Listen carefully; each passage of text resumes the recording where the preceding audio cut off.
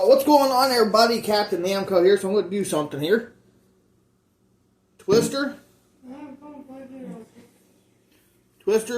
It's a synthetic USB-C bowling pin versus a UV glow lens USB-C bowling pin.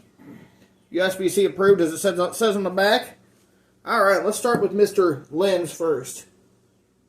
Set Mr. Twister over here. This bowling pin I got from Park Lanes. That guy's got some twang to it. Now, Mr. Twister. Oh yeah. Gotta love the sound of both of them. Thanks for watching. We'll see y'all soon with another bowling pin sound test.